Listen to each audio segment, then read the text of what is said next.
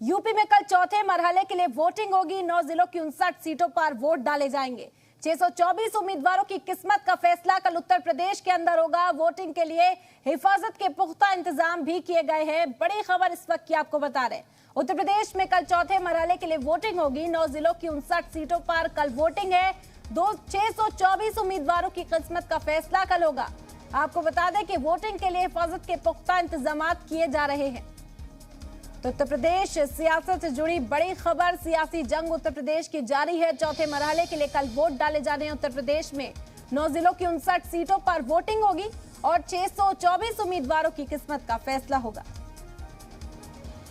निर्वाचन 2022 के चतुर्थ चरण में 59 विधानसभा निर्वाचन क्षेत्रों में दिनांक 23 फरवरी 2022 को मतदान होगा। मतदान प्रातः 7 बजे शुरू होकर शाम 6 बजे तक चलेगा। उक्त निर्वाचन क्षेत्र 9 जनपदों पीलीभीत, लखीमपुर खीरी, सीतापुर, हरदोई, उन्नाव, रायबरेली, लखनऊ, बांदा तथा फतेहपुर में शामिल है।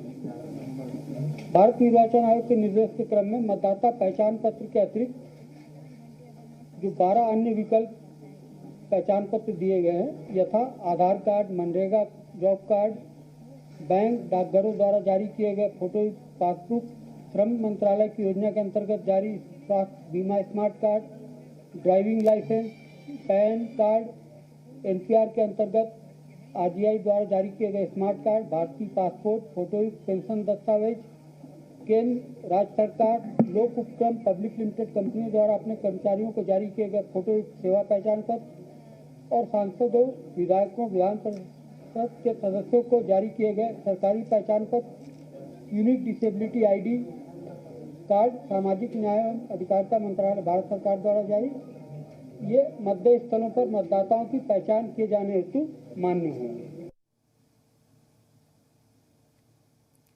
तो उत्तर प्रदेश में कल चौथे मरहले की वोटिंग है और ज्यादा जानकारी के साथ हमारे नुमाइंदा शोएब रजा इस वक्त हमारे साथ जुड़ गए। उनका रुख करते हैं। शोएब, कल कई हॉट सीटों पर वोट डाले जाएंगे। 624 उम्मीदवारों की किस्मत का फैसला होगा। कितना दिलचस्प चौथा मरहला नजर आ रहा है? हाँ बिल्कुल, देखिए 3 जो मरहले हैं उनकी वोटिंग चूंकि हो चुकी है। सबकी निगाहें कल पर लगी है। कल जो अहम जगह है उनमें राजधानी लखनऊ भी है, जहाँ पिछली बार एक सीट को छोड़कर सभी सीटों पर बीजेपी ने कब्जा जमाया था। इसके अलावा लखीमपुर खीरी पर सबकी नजर बनी रहेगी, जहां पर गृह राज्य मंत्री के बेटे पर आरोप लगे थे किसानों को कुचलने के, और उसके बाद उनको जमानत भी मिल गई।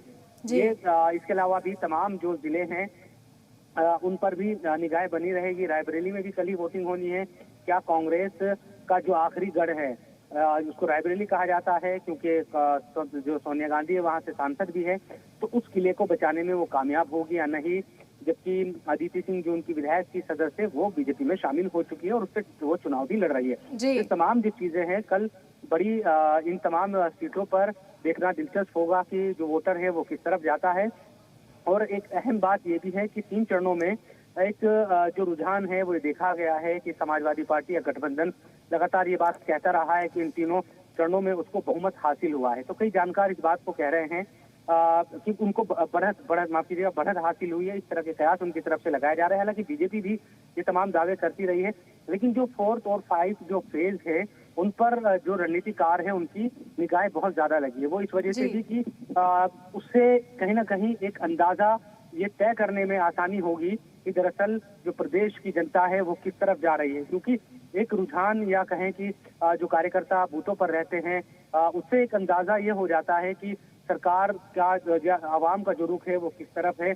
क्या फिर से सरकार बीजेपी की आ रही है या समाजवादी पार्टी का जो आंकड़ा है वो आगे हो सकता है। इन तमाम चीजों को लेकर और बीजेपी को इन फेज से बड़ी उम्मीदें हैं कि चूंकि हमने 2017 में भी यहाँ के जो समीकरण हैं उनको देखा है, यहाँ पर जो बीजेपी है वो काफी आगे रही थी। हालांकि पश्चिम में भी और तमाम जगहों पर भी 2017 में आगे रही थी, लेकिन ये जो बेल्ट है पूरी इसमें अयोध्या भी है। आगे 5 पे जो 5वां जो चरण है जब होगा उसमें अयोध्या भी आएगी। तो चौथा और जो 5वां जो चरण है यकीनन वो बड़ा अहम है। इस लिहाज से देखना यही होगा कि कल जब वोटिंग होगी तो उसका परसेंटेज कितना रहता है, क्या 2017 के मुकाबले ज्यादा रहेगा या कम, वो तमाम चीजें और इन सब चीजों को फिर पढ़ने की कोशिश होगी। शाम के वक्त अलग अलग प्रयास लगेंगे। हालांकि जो फाइनल नतीजा है वो 10 को आएगा, लेकिन जी। चाहे रायबरेली, लखनऊ या फिर लखीमपुर खीरी, इन तमाम जगहों की बात करते हैं जी। तो इस लिहाज से ये चुनाव बड़ा अहम कल पर बिल्कुल सबकी निगाहें लगी शोएब, रहेगी। कई हॉट सीटों पर कल चुनाव होने वाला है। 9 जिलों की 59 सीटें इसमें शामिल है और जब 3 मरहलों के इंतखाब उत्तर प्रदेश के अंदर हुए शोएब, तो तमाम मुद्दे गूंजते नजर आए। कहीं जिन्ना का मुद्दा सामने आया तो कहीं किसानों की बात हो रही थी और ये जो टकराव है, जो इल्जाम तराशी का सिलसिला मुसलसल जारी, और अब उत्तर प्रदेश में दहशतगर्दी का एक मुद्दा तमाम लीडरान के जरिए उठाया जा रहा है और ये गूंजता हुआ नजर आ रहा है। तो किन मुद्दों पर, किन मसलों पर कल के फेज में पूरी निगाहें सबकी टिकी है? क्या गूंजते हुए मुद्दे नजर आ रहे हैं चौथे मरहले में?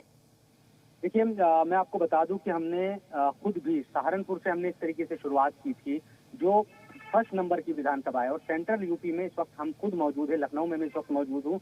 जो हमें चीजें नजर आ रही है, दो ही तरह के समीकरण हैं। देखिए, ग्रामीण इलाकों में सीधे तौर पर किसानों के जो मामले हैं, उनकी फसलों के जो मामले हैं, आवारा पशुओं का जो मामला है, हालांकि फ्री राशन का मामला भी है, सरकार के वो पक्ष में जाता है।